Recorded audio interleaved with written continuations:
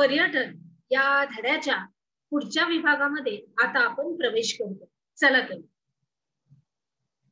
आता माहित आहे का तुम्हाला या अंतर्गत पर्यटनासाठी GPS असं दिलेलं आहे तुम्हाला की आधुनिक भ्रमणध्वनीमध्ये उपलब्ध असलेली GPS यंत्रणा किंवा GPS उपकरणाचा वापर हा पर्यटनासाठी मोठ्या प्रमाणावर केला जातो. मग त्याच्यामध्ये गुगल ऍप यासारख्या ऍप्सचा उपयोग केला जातो, म्हणजे वापर केला जातो. आणि मग या यंत्रणेतील नकाशामुळे आपण नेमके कुठे आहोत हे आपल्याला कळतं. आणि मग आपल्यास कुठे जायचं आहे हे ठरवल्यानंतर त्या ठिकाणी पोहोचण्याकरिता विविध पर्यायी रस्ते, अंतर, वाहनांच्या प्रकारानुसार लागणारा त्यांचा आपल्याला वेळ, वाटेतली सुविधा, जसं की आपण बघतोय की पेट्रोल पंप, उपहारगृह, निवास व्यवस्था इत्यादी आपल्याला माहिती याद्वारे मिळू शकते आणि पर्यटनासाठी त्याचा उपयोग आपल्याला करता येतो. आपण बघतो इथं आरोग्यविषयक पर्यटन आहे, त्याच्यानंतर साहसी खेळाचं आहे आणि मग समुद्राखालची जीवसृष्टी त्याचं सुद्धा पर्यटन आहे. बघा किती आपल्याला किती विविध असे हे सहली आहेत आपल्या. पुढे जाऊया तर पर्यटनाचा हेतू आणि पर्यटन स्थळांची वैशिष्ट्य यांच्याच आधारे पर्यटनाचे अनेक असे प्रकार पडतात आणि त्यापैकी काही प्रकार सोबतच्या छायाचित्रांच्या आधारे स्पष्ट झालेले. म्हणजे आपण जे बघितले की काही आरोग्य सहली असतात की आरोग्यासाठी काही ठिकाणी काही लोक एका ठिकाणावरून दुसऱ्या ठिकाणी जातात. मग त्याच्यानंतर समुद्राच्या खालचे सुद्धा आपल्याला संपूर्ण बघण्यासाठी तिथं पण आपल्याला जायला मिळतं, बरोबर. आणि मग आता भौगोलिक स्पष्टीकरणामध्ये बघूया की पर्यटन हा एक महत्वाचा तृतीयक व्यवसाय आहे. कोणता व्यवसाय? तृतीय.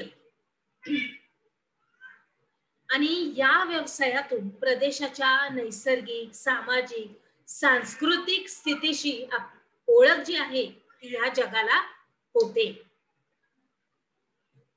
आता देशी पर्यटकांप्रमाणेच अनेक परदेशीय पर्यटक सुद्धा प्रदेशातील विविध ठिकाणांना भेटी देतात आणि त्याच्यामुळं देशाच्या अर्थव्यवस्थेत परकीय चलनाची भर पडते. काय होते?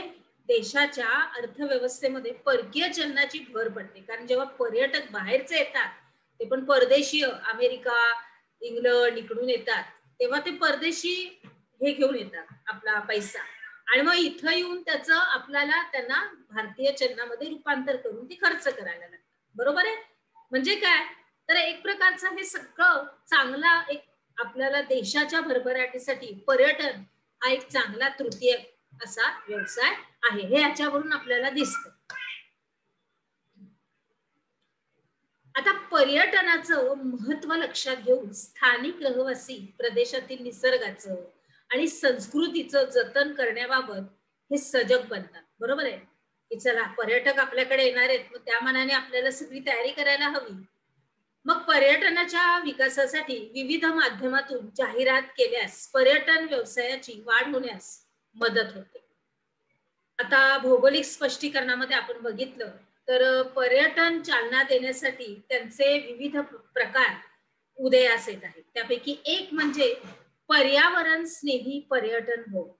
मग वाढती लोकसंख्या, प्रदूषण, नागरीकरण यामुळं पर्यावरणाचा ऱ्हास होत आहे असे लक्षात आल्यानंतर मग काय झालं तर पर्यावरण स्नेही पर्यटन ही संकल्पना पुढे आली आणि या पर्यटनाचा एक पर्यावरणपूरक असा प्रकार आहे.